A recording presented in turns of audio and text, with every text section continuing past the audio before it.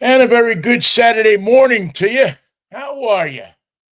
It's Drive Time Radio. My name is New York Vinnie, and for the next hour or so, or close to an hour, I'm going to spend a little time talking cars with you. A lot of news, a lot of stuff to talk about. Also, with the tariffs that are look like they're going to go into effect here on April 2nd, excuse me, April 2nd.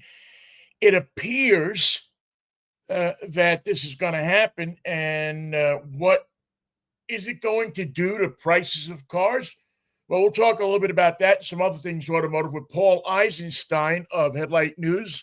He is going to join us, Headlight News in Detroit, and he will join us. We will talk to him a little bit about that and some other subjects. That'll happen in just a little while. Excuse me. But we do have some items in the news. Usually call them our top five. We'll also take a look at what I'm driving this week. Talk a little bit about most car makers now offer you a roadside service. Well, I had an experience with roadside service last week, and I wanted to tell you about it. And also, I had the experience with Mazda. So we'll take a few minutes and talk to you about that and see what you think about it as well.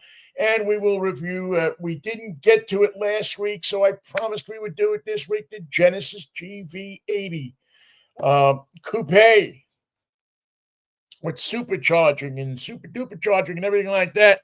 This is a car, man. Let me tell you something. This is a car. Well, of course it's a car. That's what we review here is cars. So we wouldn't be reviewing if we weren't. If it wasn't a car. I mean, I don't know. Do we do e-bikes? Do you want to do it? I have some news for you. Excuse me. About e-bikes as well. I've been under the weather a little bit this week, man. Whatever it is, I got it. For the second time, what's going around is this crazy. I don't know what it is. It's not COVID. It's not that. I mean, but whatever it is, it just gives you that upper respiratory tightness and everything. And somehow I caught it. I didn't want to not do the show today because we have guests and we have a bunch of stuff lined up. So let's get to that and get to some more of the interesting stuff that is going around and on here in the automotive world. Now, the biggest story locally that I'm keeping an eye on right now is this story about speed in Washington state. The legislature, Washington state legislature, both the Senate and the House of your representatives in Washington, is hell bent on changing the speed laws so that hopefully it'll make things safer for people. Not only do they want to change the speed laws and make a certain amount, I think it's 20 miles an hour over the speed limit, 30 miles an hour over the speed limit, reckless driving, like they do in a lot of other states. I got a speeding ticket in Virginia. I don't know, 10 years ago. And it was 30 miles over the limit, and this guy wrote it up, and it was for reckless driving. So not only did I have to go for a speeding ticket, but I also had to go for a reckless driving charge. Now the charge got dropped because I wasn't really doing 30 miles over the limit. And I was able to prove that. But I had to get a lawyer. It was expensive. It cost me a couple of $1,000. And it was really I mean, in my job, if I get a speeding ticket for reckless driving, what if you get a speeding ticket? But if you get a ticket for reckless driving, you can lose your ability to get cars from manufacturers to test cars out. They frown heavily. Now, speeding tickets they understand, but reckless driving tickets, I don't know that there's that much understanding on those. And I do think that you are, that reckless driving can mess with so many things in your life. If you drive for a living, if you have insurance on your car, those two things alone are going to be very affected by reckless driving. It's not something that you want on your record. So, but the Washington State Legislature is looking to make a certain amount of speed 20 miles per hour over the speeding limit, or if you have a history of speeding tickets or excessive speeding or street racing. They are really intent on this. It's following a model that's going on in Europe right now that says that cars that are made after a certain date are going to have speed limiters in them.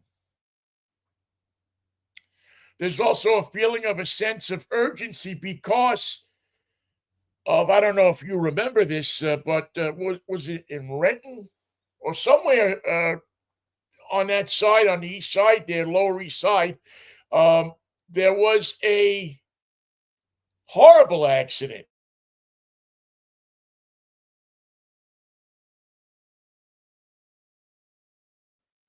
In a 40-mile-per-hour zone. It ran a red light and it smashed into Andrea Smith Hudson's minivan. Remember, this guy killed her and 3 children who were passengers in her car. The driver had reportedly been involved in 2 crashes in the prior 10 months.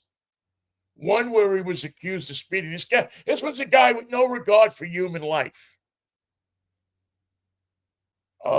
We see time and time. Listen, I live around a corner from Dick's up in Edmonds, and you go there on a Friday night, or you listen to Aurora Avenue, Highway 99, and it sounds like a racetrack. And I've long advocated that if the police wanted to do something about this problem, or state legislature wanted to do something about this problem, that we should find a way to find a piece of land around here, either by King County Airport or something, that you could let these kids go on and get their pent up testosterone out and let them race. That you virtually give them a track or give them an ability to go to the track for free, not have to pay. I don't know if it would help. I know that it helped in certain cases. When I was a younger man, they did this. And my father was part of this back in New York, where they had Southern California. They tried to get the kids off the street and do like a supervised drag racing thing. But you're on Aurora Avenue at night, and you are 12, 1 o'clock in the morning. And it sounds like a racetrack. Anyway, this law should address that.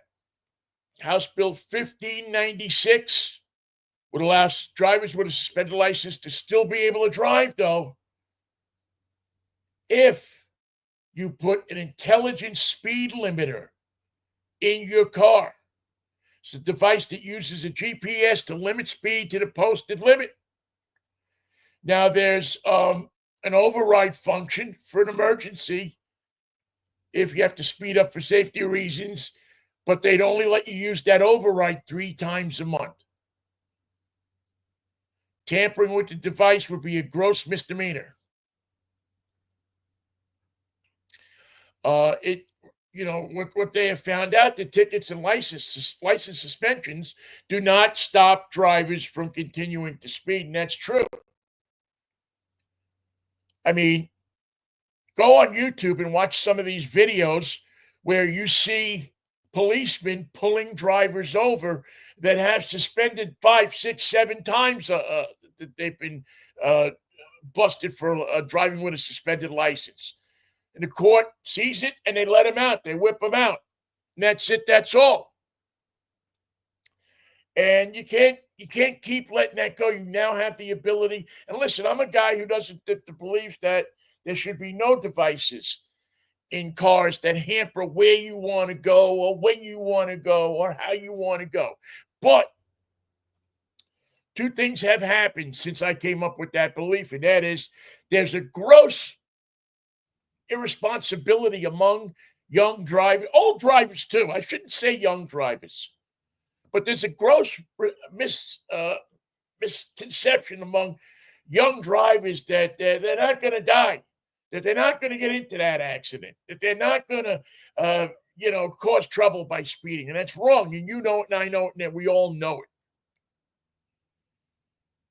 And there's also a wanton disregard for the law. I mean, there is this feeling that, well, if I get my driver's license suspended and I get caught, I'm only going to have to pay a fine, and that's it. That it's almost a joke if you get your license suspended. And it doesn't seem, I don't think anything short of jail time, to be honest with you, is going to stop people. So if you can't stop people, maybe you can stop the car.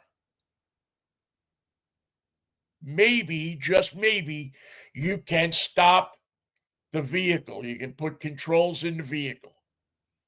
And this is going to pass by whopping numbers. I think it was crazy. I think there were like two dissenting votes in the legislature, in the House of Representatives. And now that it goes to the state Senate, I think the first vote on this thing was like 57-2 or something like that. Anyway, without a doubt, this thing is going to pass. It's got a lot of juice behind it. The Washington Traffic Safety Commission has recommended that they want to make this equipment standard, and they are behind this bill. Similar legislation has been passed in Virginia. And as we said before, new vehicles in Europe are required to have intelligent speed assistant technology, will be at some certain point.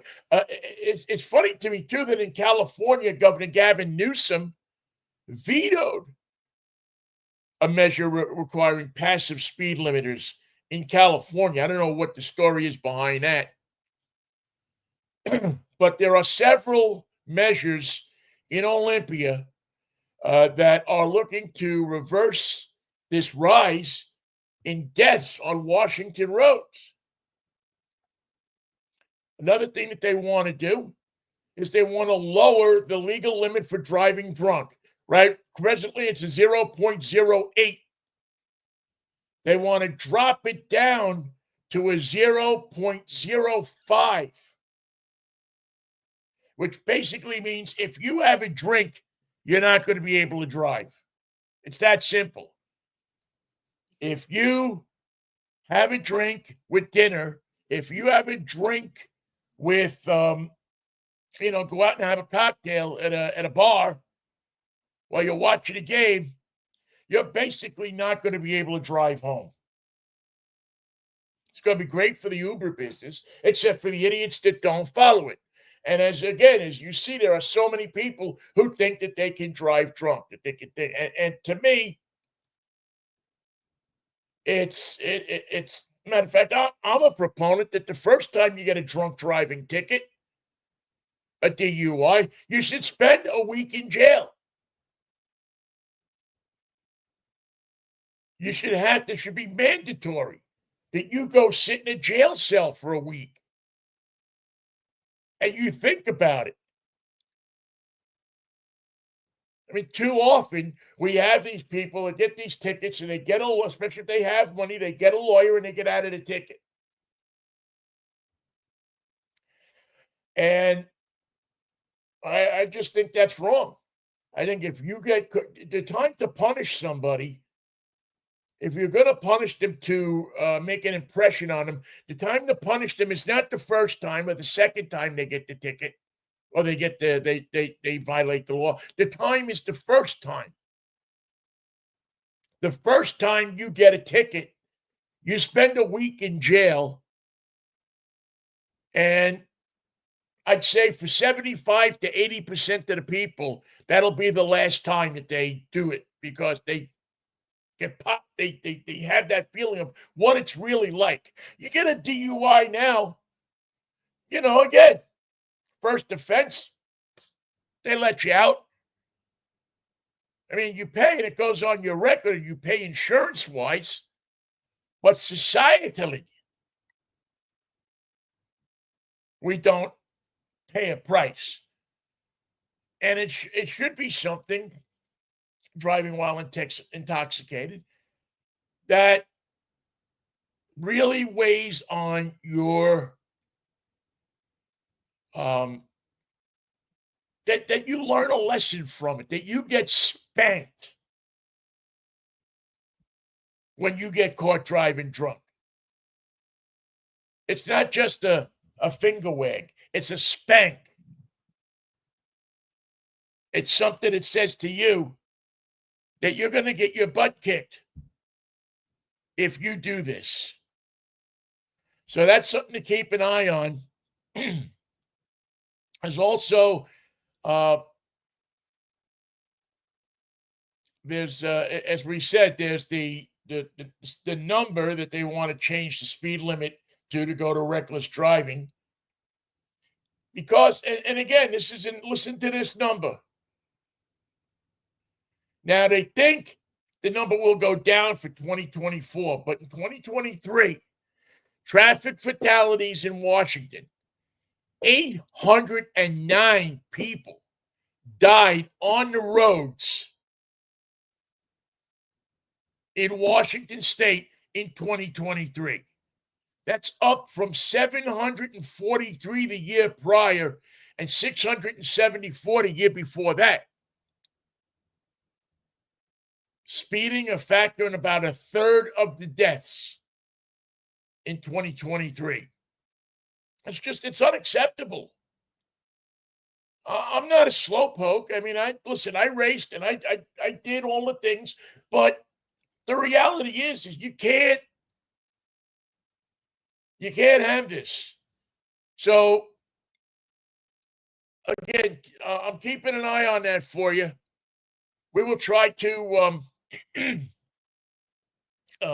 put out bulletins during the week of what people are doing in the legislature about these things. I don't know if there's going to be testimony on these bills or what, but I for one back the lawmakers on this. Dan Griffey out of Allen, a Republican, is back in this thing. This isn't a Republican or a Democrat thing at all. This is something that is going to save lives. Pure and simple. And I know a lot of car enthusiasts don't exactly like it. Think that we should be free to go as fast as we want to go. Well, you know what? If you're in Eastern Washington and you're going between two towns, maybe that's okay if there's nothing next to you. If you're on a farm, on a road between two farms, or you're on I-90 out there, where maybe the speed limit should be 80 miles an hour once you get out of Spokane. But the reality is, something has to happen. Something radical has to happen to stop this number of people. And I know that many municipalities are coming up with this, what is it, the Plan Zero? Target Zero, which lowers speed limits. We've seen that in several cities. And makes, gives police additional enforcement powers to take people who are repeat offenders off the road. And I would have been one of these people when I was young, much younger. But one thing I think you learn as you get older is that you have to obey the rules of the road. But there are a lot of people out there that just don't. I mean, you get on I-5 in the evening. I mean, I was driving somewhere last night. I'm on I-5 and, 2 or 3 people are weaving and waving through traffic and going, traffic's going 35. They're trying to go 50. It's unbelievable. All right. The other story I wanted to get to is the Amazon story, which I think is something that's phenomenal that we're going to see here in the near future, and that is that Amazon is wants to go into the used car business. That's right. Amazon has said, and as a matter of fact, there's even beta stuff up on the internet about it with a design and everything, that they are going to want to go into the used car business. The success of Carvana and some of these other different car sales places, especially used cars. Used cars are going to be hot. They're hot now. They're going to get even hotter because most people, many people, a lot of people, you and me, aren't going to be able to afford a new car here when these tariffs kick in. So you're going to see that used cars are going to go up in value even more. They're pretty high now, but they're almost going into that investment category, which for me is wild. I mean, I'm used to you bought a car and as soon as you drove it off the lot, it would, the price went down. It was depreciating all over the place. That, 10 years after you bought the car, you sold it to some kid for $50. Well, times are different. I think the computer chips are worth more than $50 now. Anyway, that's something to keep an eye on too. I'm trying to get somebody from Amazon to jump on with us and talk to us about Amazon being in the used car business. Because as we know with Amazon, anything that they get involved in changes the complexity and the complexion of what that business is. And, obviously leads to the question, would you buy a used car from Jeff Bezos? Well, you buy everything else from them. I mean, they really want to be a thing where you go and you click on Amazon and you find whatever you want, from medical to this to that to electronics to groceries, now cars. We're going to see how that's going to work out. Maybe it'll be good for the used car business. Maybe it'll be one of those things where they give you a guarantee with the car. And how many of people that that I know have gone to a used car lot and bought a car and it's a lemon and you go through a hassle and the guy says, well, you bought it in as is condition, as he chops on his cigar. And that's it. And you don't get money back, and then you wind up seeing them on tribunal justice. So maybe this will be a good thing. Another quick thing, check your Department of Transportation, WASDOT website. They're going to give out $1,500 awards if you want to buy an e-bike. So search for that on the State of Washington DOT website. A $1,500 award for you if you want to buy an e-bike. I wasn't thinking about it until they told me they'd give me $1,500 to do it. Now all of a sudden, it seems like it becomes something that I might want to do. All right, let's introduce our guest for today. He's a gentleman that I enjoy via the internet. We're always on Facebook, going back and forth with each other. He's the main dude over at Headlight News. Oh, close. With Paul Eisenstein, right? Good morning, Paul. Hey, good morning. Sorry to be a couple minutes late. I had a little trouble with StreamYard. And just so everybody will know, it is headlight.news. Right. I put that on the tease for the show, Headlight News, HEADLIGHT, right? Dot NEWS, no comms. No comms. .NEWS, which is something you can do now. How are you, pal? I'm good. Good to be with you. Don't mind me. I've been working out in the yard, and it started raining while we were putting together a new chair for the deck. There you go. Well, it's that time of the year, right? I mean, spring is here. We're still in freezing cold weather, so we got another month to go before you can go out of the house and do it. We're still in the 40s here in the 30s. Well, this is Michigan, so I have had experiences where we have had blizzards in mid-April, even snow all the way to the beginning of May. I'm just going to enjoy a couple of days where we're getting up to 70 degrees, believe it or not.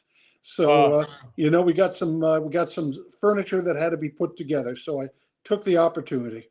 Well, I'm glad you did that because you needed something to take your mind off everything else that's going on in our business and what we Oh do boy. over the past week. It's been absolutely nuts.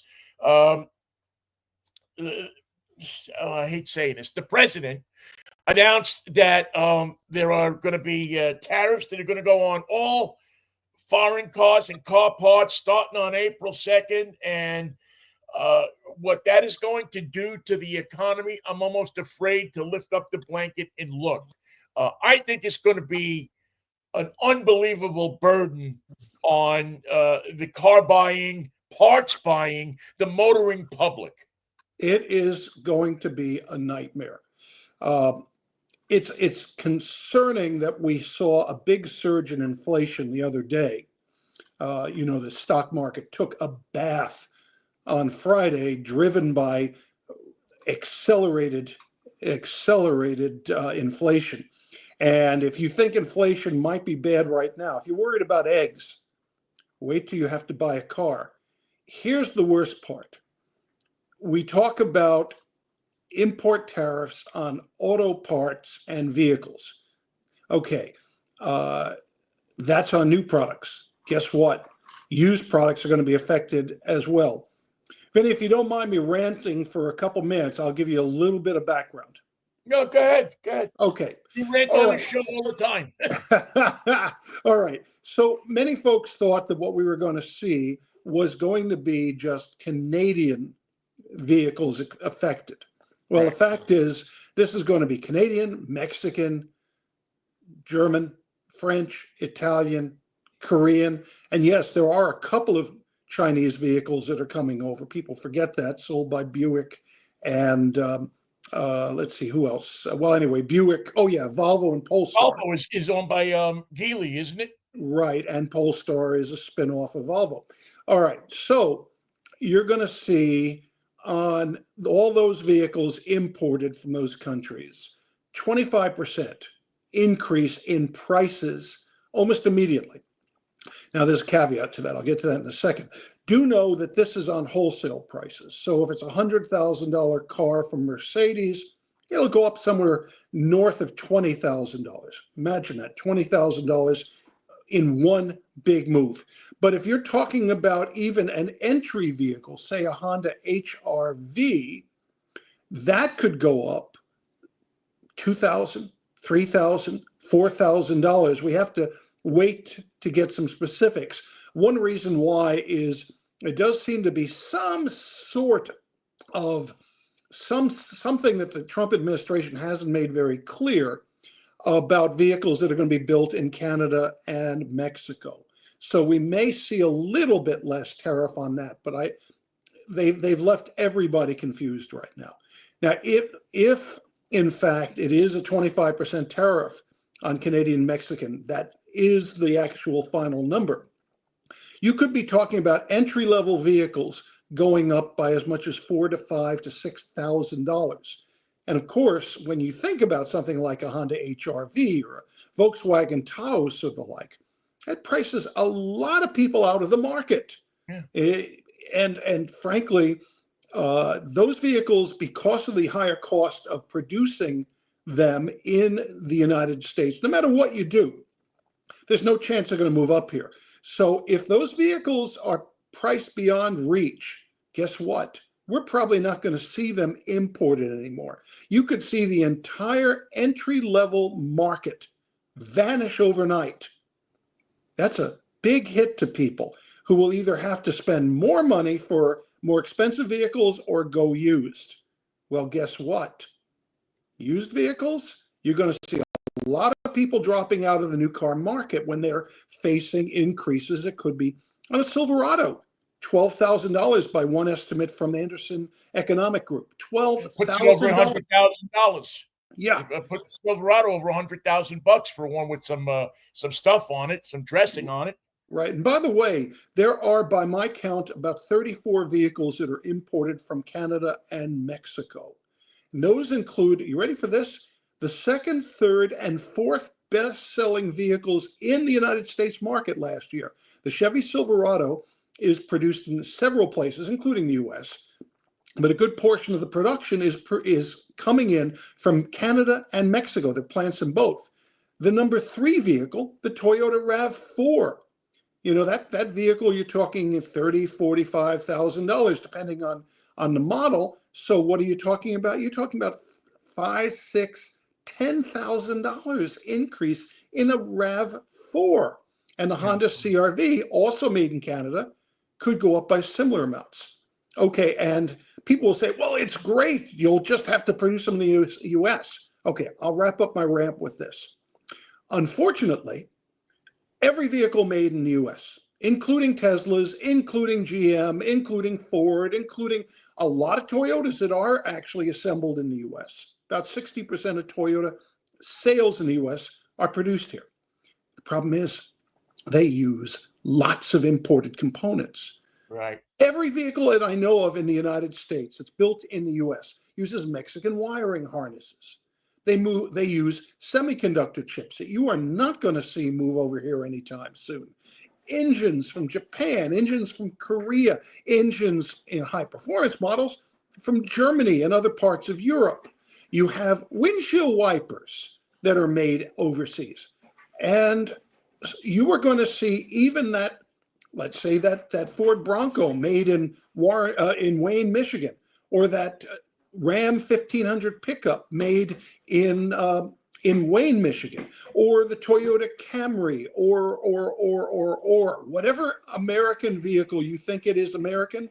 Guess what? It's got a lot of foreign parts in everything, from Tesla to Toyota to GM. There's almost no car that doesn't have some, and probably from 10, from a low of 10 to 20% to a high of probably 70% of stuff that's produced in other countries and will be subject to tariffs. Now, Paul, I wanted to ask you. There are no cars made in the United States that do not use foreign components, and the estimates are, by at the very least, you're likely to see so-called American-made models go up by $1,000 or more. So no matter what, inflation in a business that's been racked by inflation, where the average vehicle sold in the US right now costs $48,000 to drive off the lot, well, you're now going to add anywhere from $1,000 to $20,000 to the price of those vehicles. Yeah, it's crazy, and what it's going to do is increase the demand for used cars because people are not going to be able to buy new cars, and that'll be good for a year or two. But once you can't buy a new car, that'll lower that number, and all of a sudden, used cars will become hard to find, as they did during the pandemic. And the next thing you know, you're seeing used cars go for near the price of a new car. It's a business that right now, to me, the instability in the automotive business, the not knowing what's going to happen next week because of the administration that keeps changing its mind. Yeah. The automakers that have lost a ton of money on electric vehicles in their development and also selling them for less than it cost them to make in some instances, and autonomous driving, which okay, it's a nice idea, but who knows how much they've spent between these three factors. And again, the instability of the administration to give a clear plan of what they want. I fear for the American automotive business. Yeah. All right. So let me answer what I'm sure some of the folks who are watching would be asking me right now if they could. Well, hey, Eisenstein, why shouldn't we do this? Just get them to build things over here. All right. The automotive business, particularly in North America, where we have had NAFTA and then the USMCA, this industry has developed an interwoven web of manufacturing complexes across North America and, of course, around the world. But particularly in North America, vehicles and parts and components often move across borders, in some cases 4, 5, 6 times as they're built up from small parts, nuts and bolts, to heavy components like your instrument panel before they're installed and then shipped to whatever dealer gets them. That's going to be a problem. That's going to be crazy. In fact, it's going to make a nightmare. I call this the Accounting Employment Act because it's going to create thousands of new jobs required simply to track all the parts and figure out how much tariff to put on individual vehicles. Well, all those federal workers got to go somewhere, right? Yeah, exactly. Now, the fact is, factories take a long time to build, and you have to figure out, as I said, some vehicles, it's just not going to make sense to move here, right? You're not going to be moving some of the base models, but you're also not going to be moving some of the higher end models here. It just doesn't work because of pricing. What happens? Well, let's say you do want to build a factory here. You've got to then figure out the entire strategy on how you do it, whether it's for a seatbelt or a Chevy. You have to figure out how you're going to change your sourcing and manufacturing. You then have to go looking for a manufacturing site. You then have to get the site built, and then you have to go through the whole process of intermingling everything to change your whole supply line. Here's an interesting thing. This gives you an idea of how tough it is to build a factory. Earlier this week, Hyundai announced that they were going to build a new steel plant and do some other things. They're saying they'll increase production in the United States. In fact, I had written that they were going to do this before Trump was elected. So there's nothing new about that. It's just that Donald Trump wanted to look good. So he brought it up and said it was due to me.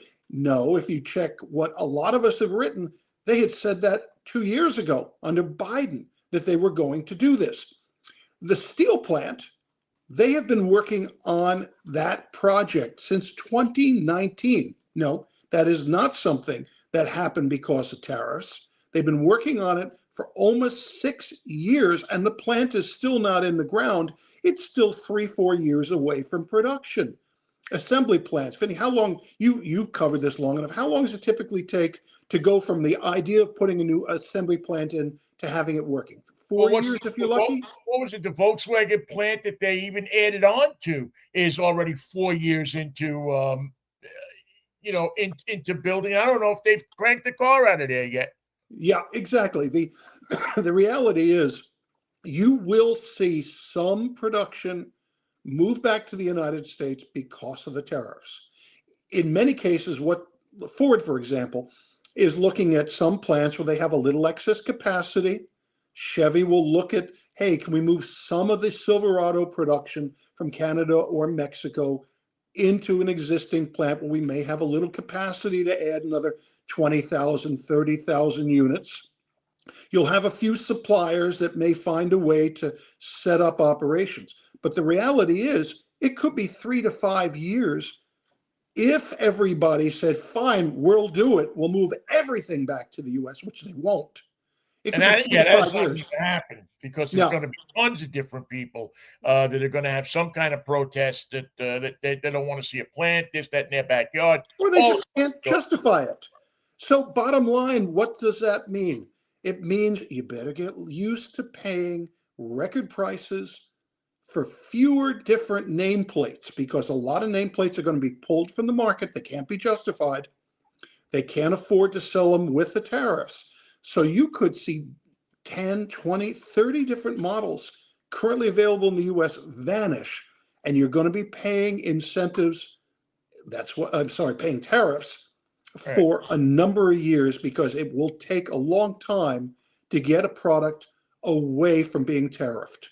And these tariffs, the administration, the Republicans love to say, well, people are going to pay them. And manufacturers are going to pick them up. Manufacturers are going to pick them up. No, they're going to get baked into the price of the car one way or the other. You're going to, whether it's however they make it show up to make the public feel better about paying it.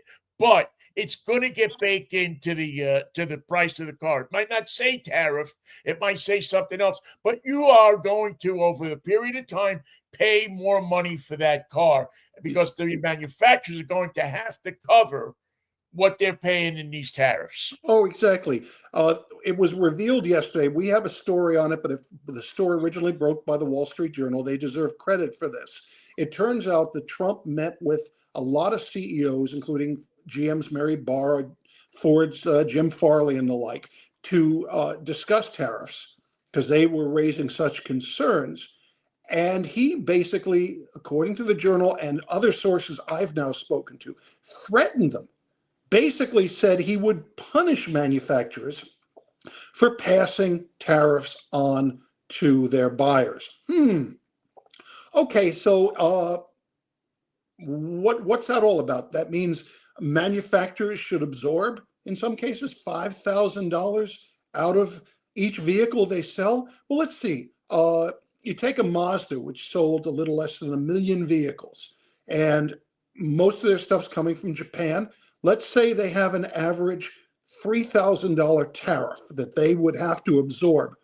So you'd be looking at a company that would take a $3 billion hit to their bottom line just because they're afraid of Donald Trump punishing them?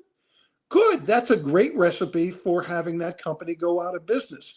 General Motors sold 2.7 million vehicles in the US last year. And as I said, domestic and foreign products will be paying tariffs. Now, if that tariff, we don't know exactly how much it'll work out to, but GM does bring in a lot of parts and a lot of vehicles from abroad. So let's say GM only has $2,000 of tariffs on every vehicle it sells on average. What does that work out to? $5.5 billion that Trump is trying to tell GM it has to absorb. Well, that would essentially wipe out its earnings. In other words, just about every manufacturer would be going into the red to absorb tariffs if they had to listen to Donald Trump. I don't know about you, but that's a recipe for bankrupting the economy. You're going to see dealers go out of business, and this is going to hit at the local level because you'll see dealers go out of business. You'll see car companies cutting back lines. You're going to see auto parts places. And by the way, if you say, well, this is going to affect me because I own a 2 or 3 or 4-year-old car. Well, you know what? Your mechanic, when you have to fix something on that 2 or 3 or 4-year-old car, he doesn't call up the Federal Mogul plant in Indiana anymore to get piston rings for your car. He calls up the auto parts place, and they get it from China or from Taiwan or from some different country. Yeah. The stuff is not made here anymore. Very few things are made here that are just regular auto parts that you install on a car that's 4, 5, 6, 8, 10 years old. That stuff is all made in China and somewhere else anyway. So that's also going to be subject to tariffs. So that $400 repair will now be a $600 or $700 repair on your car. Right. And by the way, let me make it clear. Would I like to see more production in the United States? Yes. Interestingly enough, though, this is going to be very political sounding, but if you look back at the record under the Biden administration, the number of new plants that were either opened or are in the process of getting ready to open. For example, we have the Toyota electric plant that's about to open. We just saw late last year the Hyundai Motor Group finish up, what was it, a $6 billion plant down in Georgia to build electric vehicles and hybrids. Okay, so the number of plants that opened under the Biden administration in the US was huge. And we did see a lot of increase in parts production as well. Though again, these plants in many cases took 3, 4, 5 years to get into the ground and then open. So this has been going, we already have seen that, but it's not going to happen quickly. Now, let me talk about jobs, the other thing. Well, isn't this great? We're going to bring more jobs in. Unfortunately, no. We've started seeing the industry get a little weak. We've seen some layoffs in the last year. Dearborn Steel which operates in the in the shadow of Ford Motor Company in Dearborn, Michigan, just announced they're laying off 600 people because they are seeing growing weakness in the auto market. And they are not talking about it openly because nobody wants to get Donald Trump mad at them, but people are saying that they're looking at the probability of having to lay off still more and actually close some plants if, in fact, we see a decline in production. So you're actually looking at the possibility not of a growth of jobs in the near term, but of substantial losses of jobs. It's going to be, I just, every way I've looked at this, and you're explaining it so well, every way I've looked at this, it doesn't show anything that's going to be good for the industry, as you say, with the tasks, with the jobs, and many of these jobs, it's not like there are, cars are made like they show you in the old movies with 50 guys on a line and they're, screwing. This is all done with robots now. You have every 50 people you used to have building a car, now you have two. So it's not going to be this massive influx of jobs in the automotive industry. Yeah, let's be careful on that. I mean, if you go to the typical plant, let's take a Detroit plant because we can compare that with what happened in 1979 before Right. the Japanese came racing in, and then the Koreans and everybody else. The typical auto plant in Detroit back then used about 5,000 plus people to build an average of about 200 to 250,000 vehicles a year. Today, that number is closer to about 2,000. Now, the numbers vary from plant to plant because some plants have incorporated component manufacturing. They have steel stamping or aluminum smelting or casting operations in their plant. But on an apple to apples basis, we've seen employment in a typical plant drop by about half. So the U.S. assembly plants are hugely more efficient. Whoever runs them, Detroit or Japan or whomever, they are much more efficient. And the reality is, what you're going to see if anything happens to meet the tariffs, you can expect that the automakers are going to have to automate the hell out of them to try to make up for higher wages. And you could see those drop substantially more. The jobs aren't going to come back the way people think. Right. And we could see a lot of losses in the near term.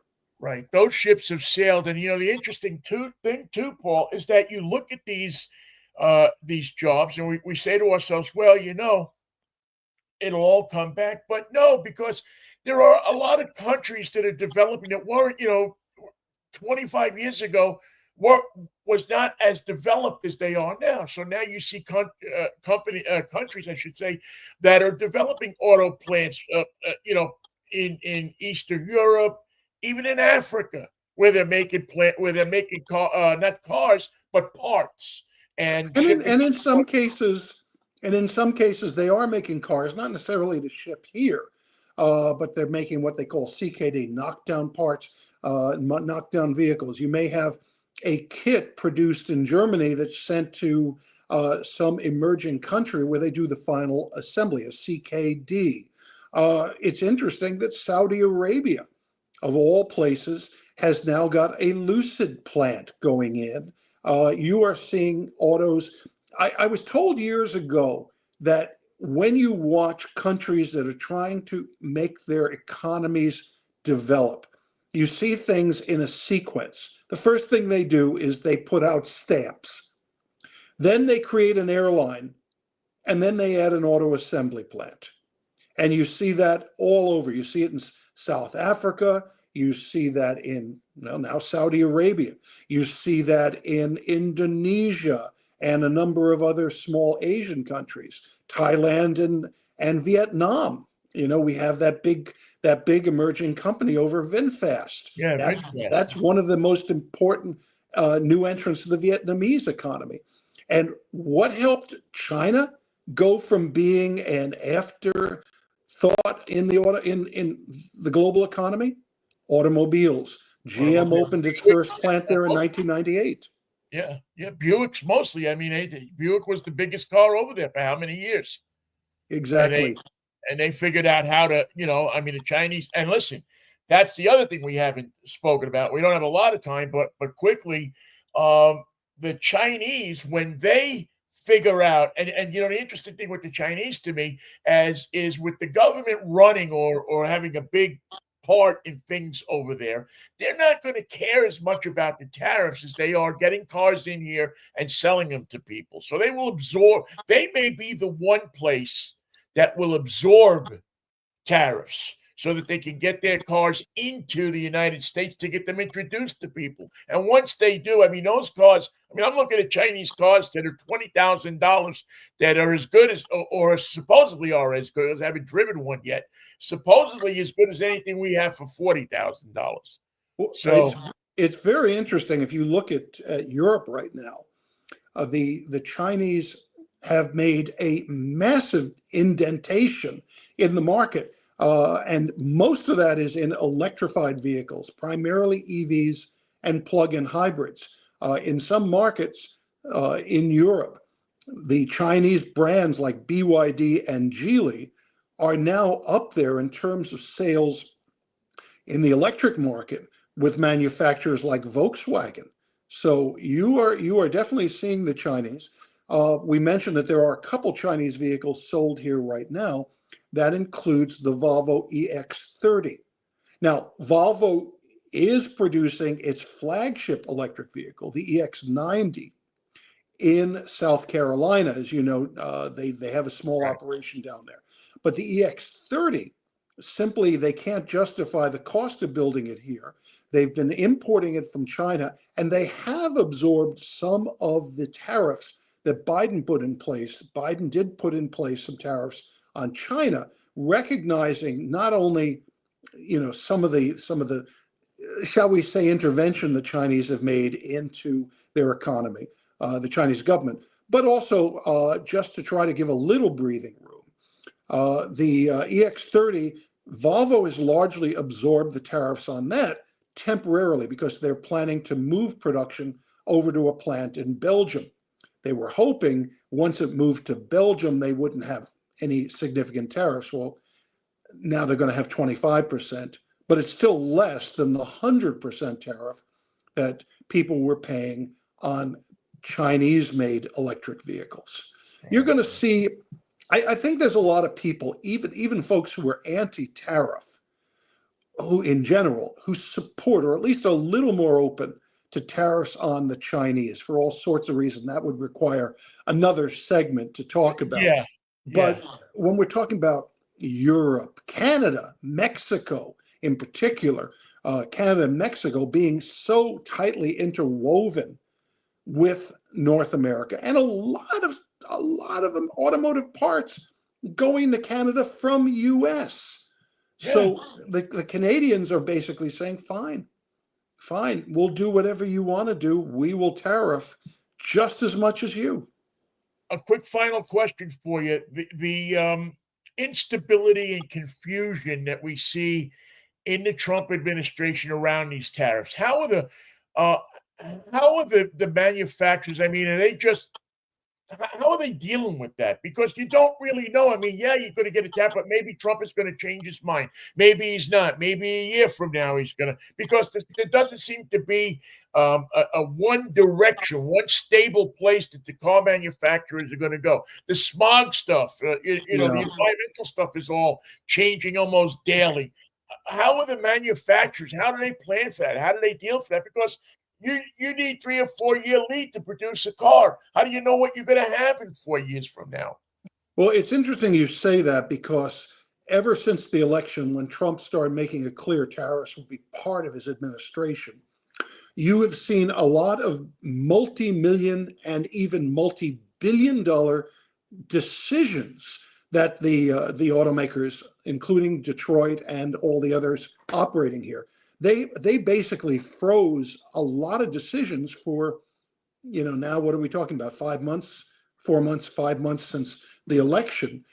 So if there's anything positive that you can take out of this, at least they have an idea where he's going with the tariffs. So they may be a little more willing to move ahead on some things. On the other hand, as you said, we're starting to see the Trump administration back off or try to, sort of dance around on a few things. And so we still don't have answers on some things made in Canada and Mexico. So that's made it difficult to make some decisions. And there are some folks that still believe if we in the next few months see a crash in new car sales, that the administration may have to find a way to back down a bit. So the industry is happy to at least have direction. Unfortunately, they don't like the direction.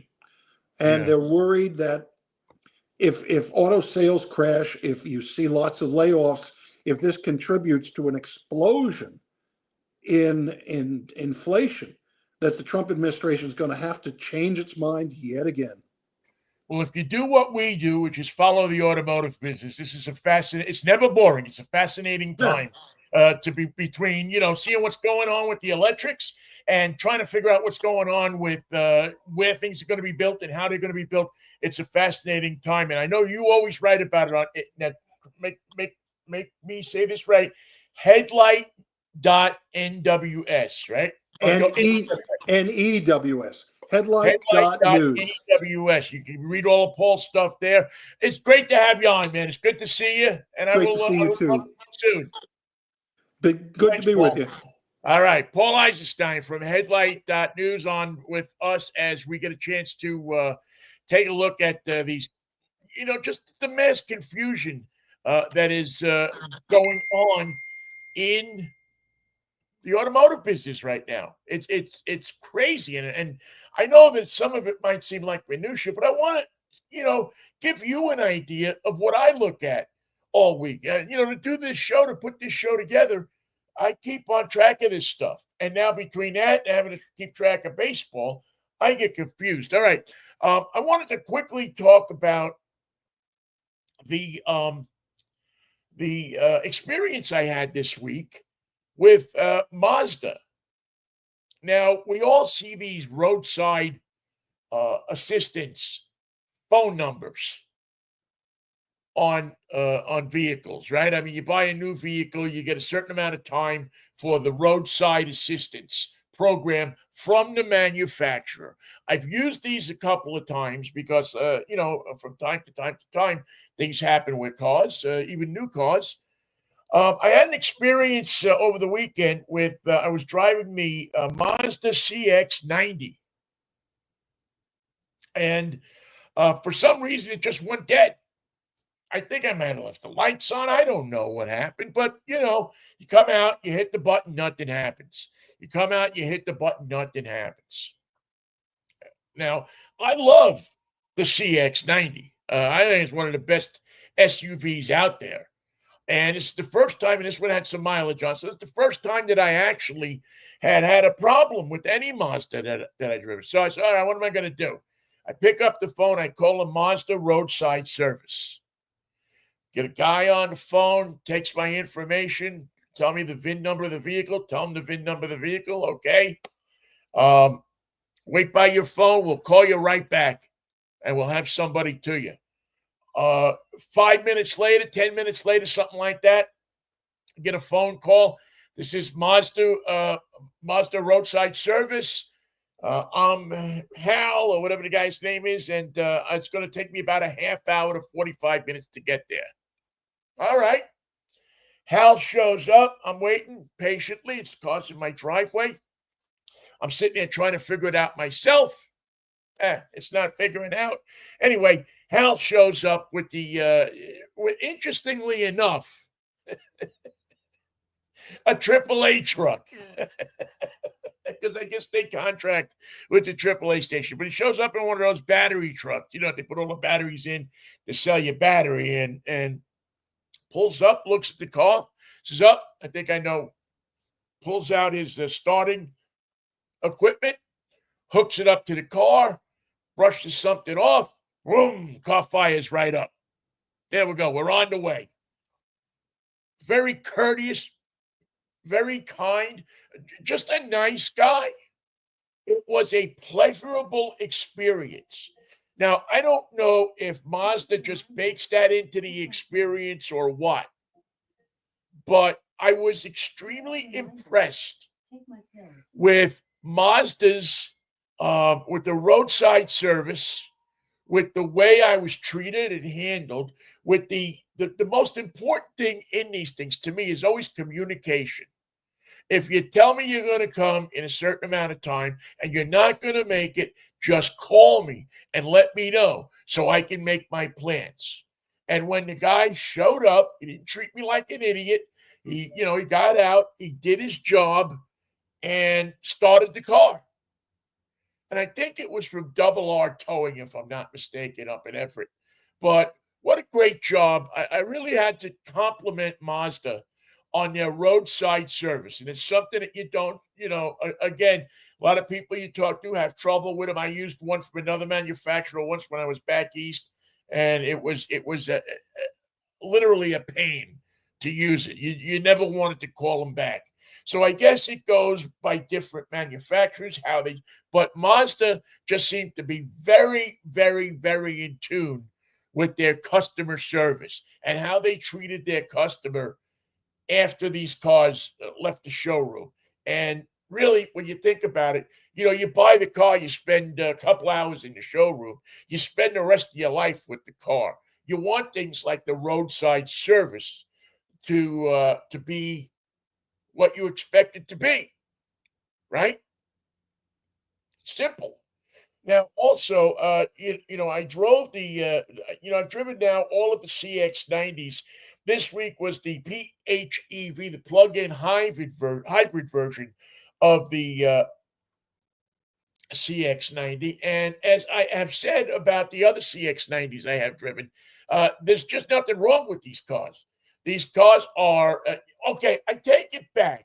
There's one thing that I'm not crazy about in these cars, and that is the rear seat configuration. They have two, instead of having a bench seat that goes across, they have two bucket seats and a console in the middle. And I thought, if you're going to buy a car like this, an SUV like this, you want all of that back to fold down. It would make it, I think, difficult if you were going to go car camping to sleep in or anything like that. I mean, it's a big space, but those buckets in the back are kind of weird sitting there. Again, I like, they're comfortable, they recline, they are heated, they do this, they do that, but the back seat to me, and I have the problem with one of the Kias has the same thing. I don't know that it's a place for bucket seats. Other than that, the CX90 PHEV was a spectacular car to drive. And even when you stuck it into sport mode, had a little oomph. You got to ride around town on electric, and then you got to use the gas when you ran out of electric if you were going on a long trip. So if you're looking for the hybrid, if you're looking to dip your toes in the pool of electricity, might not be good. Check out the Mazda CX90 if you're in the market for one of those vehicles. I think it was an excellent, excellent vehicle, and one that, whether you go all gas or hybrid on the Mazda is just doing such a good job with making their cars fun to drive and luxurious inside. All of their cars bat way above their average when it comes to the feeling inside the car when you get inside that car. So that's something that I wanted to make sure that we talked about. Don't forget that my good friend George Jackson, GJPromo.com, if you're thinking about advertising specialties for your business, your team, event, or organization, George Jackson, my good friend George, is the place to go. Whether you need stickers, you need pens, you need any kind of promo materials that you need. I mean, he can get everything from T-shirts to bobbleheads. And the great thing about George is he's not a computer. He's not some big corporation. He's a guy that will service you. When you buy from your business promotional materials from George Jackson, you deal with George Jackson. You deal with George, and George is a fun guy to deal with. And another good thing about George is if he promises you something, he delivers. And no matter where you are, now he's based out of Pittsburgh, but he's can handle business anywhere in the country, anywhere in the world. And if you're thinking about advertising specialties, maybe your Christmas calendars or something like that, get ahead of the game because that is a place, that is a business that relies heavily on China and on different countries to produce their stuff. So I would think that if you're thinking about it, even if you're thinking of as far ahead as Christmas, you want to be thinking about George and you want to be thinking about who you should call to get uh, uh, your act together when it comes to this kind of thing. All right, time now for and let me just do this real quickly. Time now for Yo Vinnie, what are you driving this week? Which is always one of my favorite parts of the show. Yo Vinnie, what are you driving this week? And this week I am driving. Look at this beauty, the Toyota Tundra. Oh, yeah, this is a truck. This is a big truck. This is a truck with a lot of go to it, even though it has a six-cylinder engine instead of an eight-cylinder engine. Toyota, listen, we know about the quality. We know about what they do with their vehicles. They build a quality vehicle at a decent price. Tundra is no different, and they do it with a six-cylinder engine, getting the same kind of power out of it that you would get out of the eight-cylinder engine. Inside, the as you sit in the vehicle, the interior is nice. I don't, I like the Tundra as far as the interior. It's nothing very fancy, but it does the job. It's very much improved than it was before. The thing I like about the Tundra on the ride is that it gives you a better ride than most of the other pickup trucks. Um, it's good capability, and they have a coil spring rear suspension, which I always thought was what was a great thing. It gave the Tundra a better ride, a smoother ride. So I think in that respect, it's really solid for 2025. You don't have the TRD sport package anymore, and they've discontinued my favorite color, that orange. Solar octane is what they called it. They don't have it anymore, and I'm upset about that. But there's a TRD rally appearance package, and the SR5 gets power seats in the front, and the power tailgate, which I'm sure you saw in the video there, is available on every trim that you might go out with. The 348 horsepower, the vehicle grabs its torque at the low end of the range, so that it's one of those vehicles that will pull a house down. And you get 389 horsepower on the SR5, which is this one, and the torque jumps to 479 pound-feet. There's a TRD off-road package, which this has, that brings you a lifted suspension, Bilstein dampers, and a host of other touches that are on the vehicle. And I think, give it a fun off-road personality. We're going to play with this week. We're going to take it up to the Joe and drive it through there, and also hit the off-road course up there a little bit and get an idea of what it can do. It is quick off the line. It has no trouble merging onto the freeway, and we'll see what the real world fuel economy is and the towing and payload capacity in this thing. I know that in past Tundras, it has been a little less than their American counterparts. So we'll have to look at that. One of the other things I liked on the SR5 Tundra was the 14-inch screen in the middle. Maron was that screen big. I mean, the good thing is you can tell, you're not squinting to see into the screen. And there's a large screen, and it gives you a good stuff, good information in a big layout right in front of you. If you got to use the nav, it's perfect. The Tundra also comes with the Toyota Safety Sense system. It's, all the stuff that you expect: automatic high beams, lane departure, steering assist, blind spot monitoring, trailer detection. It's all set up for all of the trailer goodies that you need. And it has the automated emergency braking and the collision warning stuff as well. Warranty goes for 3 years at 36,000 miles.